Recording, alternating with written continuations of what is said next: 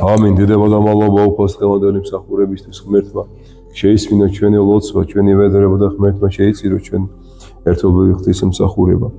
ჩემო ძვირფასება მოკლედ დღევანდელ დღეს უფალი სახარებიდან გვახსენებს თუ რა არის აუცილებელი ჭეშმარიტი ქრისტიანობისათვის. და ნახეთ როგორ იწყებოდა სახარება და მოუწოდა ერთს ამას მოწაფეთა მისთა და თქვა მათ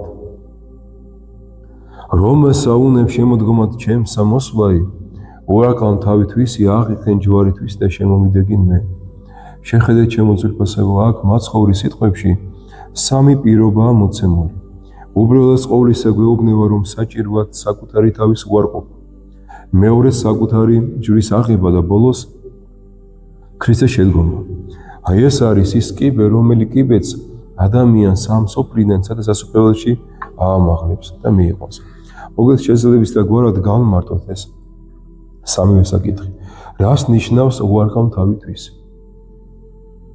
აქ არის ჩემო ძვირფასებო საუბარი საკუთარი ვნებებზე და საკუთარ ამპარტავნობაზე უარის თქმა.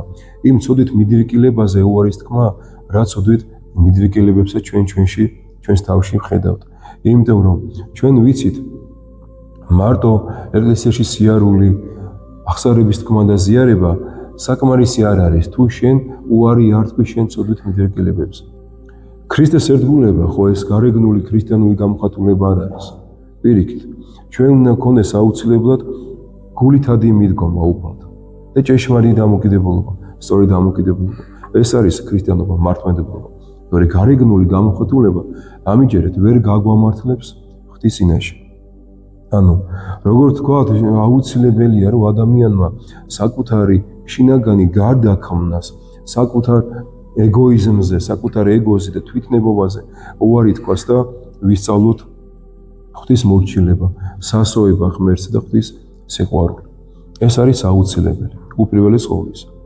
იმიტომ ქრისტეს მიერი ცხოვრება ჩვენ გვითქვამს არაერთხელ რომ იწყება მაშინ არა როცა ადამიანს საკუთარ თავზე ფიქრობს, საკუთარ თავს მიენდობა, არამედ როდესაც თავის ნებას, ღვთის ნებას შეუერთებს. გაფიქრდით, როგორ შეიძლება რომ ადამიანი ქრისტეს შეუდგეს და თქვას, რომ მე ვარ მართლმადიდებელი ქრისტიანი, ჭეშმარიტი ქრისტიანი, თუკი შენ საკუთარ თავს შენი ცხოვრების წინამძღვრად ხედავ და არავინ და არაფერი სხვა არ გინდა. ეს ძალიან ცუდი მიდგომაა, ძალიან არასწორი მიდგომაა. და როგორ შეიძლება რომ შენ საკუთარი თავი ეგოისტობიდან გამომდინარე მიგაჩნდეს უპირველესად და ყველაზე სანდოდ. რა თქმა უნდა, ეს არ არის სწორი მიდგომა. ნახეთ მეორე რა პირობას მეუბნება უფალი, აღიღე ჯვარისთვის. აქ რა ჯვარზეა საუბარი? ჯვარი ეს არ არის ტანჯვის სიმბოლო. არა ჩემო ძვირფასებო, ჯვარი აქ არის თავდადებისა და სიყვარულის სიმბოლო. ნახეთ, ხო გუშინაც ვისაუბრე ჯვართამაღლების წინვარდ დღეს საული იყო და გუშინაც შევეხეთ აი ამ საკითხს მეტნაკლებად და დღესაც შევეხები. ნებისმიერ ადამიანს აქვს ჯვარი თავისი ცხოვრების, რომელი ჯვარიც რო ღირსეულად უნდა ატაროს. ანუ ძალიან დიდი მნიშვნელობა აქვს თუ როგორ ატარებ აი ამ შენ ჯვარს. და როგორი შეიძლება იყოს ჯვარი, ანუ რაზე აქვს საუბარი. ეს შეიძლება იყოს ჩვენი განსაცდელები, პრობლემები, შეიძლება იყოს სიღარიბე, შეიძლება იყოს ცილისამება, ბრალდება. აგრეთვე ჯვარი ჩვენთვის შეიძლება იყოს გარკვეული სნეულებები, ავადმყოფობა. შეიძლება ჯვარი იყოს ქორწინება, ჩვენი მეუღლეები, ღირსეული მეუღლეობა, ასე ვთქვა. ჯვარი შეიძლება იყოს შვილები და ღირსეული მშობლობა ჩვენი შვილებისა. შეიძლება ჯვარი ასევე იყოს ვინმე ნათესავი, მეგობარი, ნებისმიერი მოყვასი ადამიანი, ან ნებისმიერი ოჯახის წევრი მნიშვნელობა აქვს. შეიძლება ჯვარი ასევე იყოს გარდაცვალება ოჯახის წევრისა, მეუღლისა, მშობლისა, შვილისა, ნებისმიერი საყვარელი ადამიანის. ანუ როგორც თქვით, ჯვარი შეიძლება ნებისმიერი უბედური შემთხვევაც კი იყოს. იმიტომ რომ ღვთის ნების გარეშე არაფერი არ ხდება ჩემო ძვირფასებო. და სწორედ ეს ჯვარი რა ჯვარსაც გვარგუნებს უფალე, უნდა აუცილებლად უდრთვინებად ყველანაირი წუწუნის გარეშე უნდა ვატაროთ. მაგრამ აბა დავფიქრდეთ რა ხდება ხოლმე ჩვენ ცხოვრებაში. ჯერ რა თქმა უნდა ჩვენ თავს დაუფიქრეთ, იმიტომ რომ ჩვენ ვალდებულები ვართ საკუთარი თავი გამოვააშკარავოთ, საკუთარი თავი დავინახოთ, ვიდრე სხვაში ჩავიხედებით. რა ხდება ხოლმე დღევანდელობაში? იმის მაგიერ რომ ადამიანმა თავისი ჯვარი ხირცელოთ ითვირთოს და თამდაბლობით და სიყვარულით ატაროს ჯვარი. ხშირ შემთხვევაში წუწუნებს ხოლმე და საკუთარ თავზე მორგებულ ჯვარს თლის, ესე ვთქვი. იმიტომ რომ ცოლი მოიყვანა, არ გამოადგა, გაუშვა. გათხოვდა ქმარი, სხვანაირი ეგონა, აბა ეხლა უარგისი ქმარია და მე როგორ შევძებ ამის სოლობას. თავი გაანება. თუნდაც ოჯახის წევრები ავიღოთ. ოჯახის წევრთან ურთიერთობა, მეზობლებთან, ახლობლებთან, მეგობრებთან. ის რამდენი ადამიანია, რაც გასაგებია სამშობლო. ყველაზე ცუდია, რასაც მე ადამიანს ვერასოდეს ვერ გავუღებ. საქართველოს არ მოსწონს. ძალიან ღარიბი ქვეყანაა და მიდის სადღაც მდიდარ ქვეყანაში. რომ თავი კომფორტულად იგრძნოს. აქ შეიძლება რაზეა საუბარი, კაცო, გარკვეული პრობლემებიდან გამომდინარე იყოს აუცილებელი რამოდენიმე წლიანი წასვლა. თუნდაც იმისათვის, რომ აქ გარკვეული რაღაცა პრობლემებიდან ამოხვიდე. ეს სხვა არის.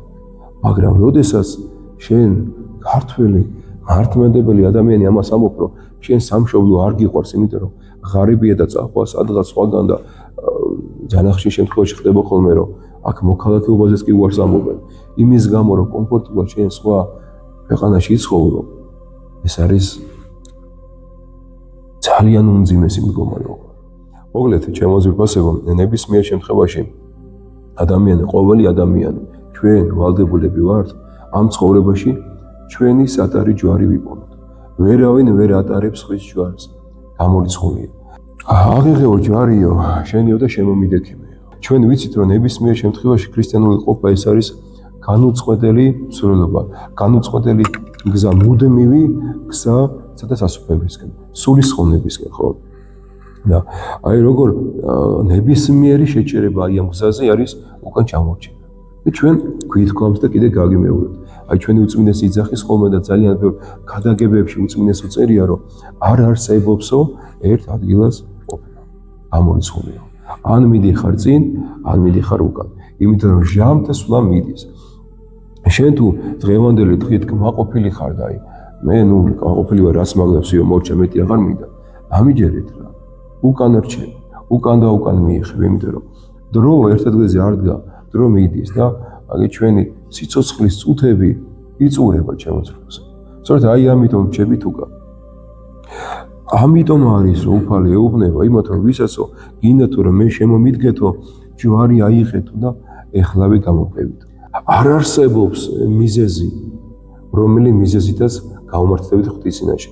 თუ კი უკან ჩამორჩენ. გამორიცხული ნებისმიერ შემთხვევაში მთავარი გზაა ქრისტიანიზმი. უნდა იყოს ქრისტე და ქრისტესთან ერთად ყველაფერი მოგეცემა და გამორიცხულია. შენ თუ კი ერთგული იქნები ღვთისა, ყველაფერს მოგცემს კი არა და იმაზე მეც მოგცემს ვიდრე იმსახურება. რა ის სარგებლარს კაცისა უკვე თუ შეიძინოს სოფელი ესე ყოველი და სული თვისი იზღვიოს, ანუ რა იმისეს კაცმან ნაცვლად სულისა თვისისა. აი რას ამბობს შეხედეთ. რა სარგებლობა იქნება ადამიანს თუ კი მთელი სოფელი, თუნდაც მთელი სოფელი შეიძინოს და თავისი სული დააზიანოს, ანუ წარიწყნილდოს. რა სარგებელი იქნება ასეთ კაცს? რა თუნდა გინდოდეს ნებისმიერი რა, თუნდაც მთელი ქვეყნიერება შენი იყოს. რას დაგეკარგვინებს ქრისტეს? მთელი ქვეყნიერების მეფენიც რო ვიყოთ, ჩვენი სულის ხონების ხარჯზე არაფერს არ ვიგებთ პირიქით. ყოველთვის ყველაფერს წავაგებთ. ჩვენ ამ სოფელში რაც არ უნდა შევაგროვოთ, ვერაფერს ვერ წავიღებთ იქ. ერთადერთი რა ჩვენ გამოგვადგება, ეს არის ჩვენი სულის ხონება. ანუ ჩვენი სულიერი სიცოცხლეა. თუმცა ხო რამდენი ადამიანი შეიძლება ამ სოფელში იცხოვროს, მაგრამ სულიერად ვერ იცხოვროს. ესეთი ადამიანი რას ემსგავსება? ცხოველს ემსგავსება, ადგება ჯამს, დალევს, იქ სადღაც ვიღაცა ოჯახი, რაღაცა თორე ნებისმიერ ჩიტებს შეხედეთ როგორ უვლიან თავის ბარტყებს. ცხოველებს შეხედეთ, ნებისმიერ ცხოველს შეხედეთ. ღორია, ხორ შეხედე როგორ უვლის თავის შულს. ჩვენ ხო ცხოველები, ჩვენ ხო გავსხოვდებით კაცო, ცხოველებისგან. ასე რომ ჩემო ძვირფასებო, არაფერი არ არსებობს. იმაზე ძვირფასი ვიდრე სულის ხონება. აქედან გამომდინარე დღევანდელი სახარება ჩვენ გვასწავლის იმას, რომ უპირველეს ყოვლისა ჩვენ უნდა გვახსოვდეს ამ სოფელში ცხოვრების მთავარი მიზანი, რომ ეს მიზანი იყოს გზა სადასასწრებელში მისასვლელად. ეს შეიძლება ჩვენი სავალი ზედა ვიწრო გზა იყოს, ძნელად სავალი გზა იყოს, მაგრამ კბილია ამავე დროს. იმიტომ რომ უფალთა მივიყვას აუცილებლად. ასე უნდა გვახსოვდეს ის, რომ თავარი საუნჯი ამ სოფელში, როგორც გითხარით, სულის ხონება. ჩვენ თავს უნდა ვუთხრათ, რომ არაფერი არ ღირს იმად, რომ ჩვენი სული წარწყმიდოთ. ასე რომ გაუფრთხილდეთ საკუთარ თავს, საკუთარ სულს, გაუფრთხილდეთ ერთმანეთს. ის ჯვარი, რომელიც ჯვარის გვარგუნა უფალმა ღირსეულად უნდა ვატაროთ. და ვიაროთ, როგორც აგერ უფალი გვეუბნება. ავიღოთ ჩვენი ჯვარი და უფალს შევუდგეთ. შევუდგეთ იმიტომ, რომ გზის ბოლოს სადასასწრებელი გველოდება, ის მარადიული ნეტარება გველოდება, რასაც თავად უფალი გვირდება. ღმერთმა დაგლოცოთ, გაგახაროთ ღმერთმა და გაგამრავლოთ ღმერთმა. იცოცხლოთ, ილოცოთ დღევანდელ დღეს. ბრავოს და ისა.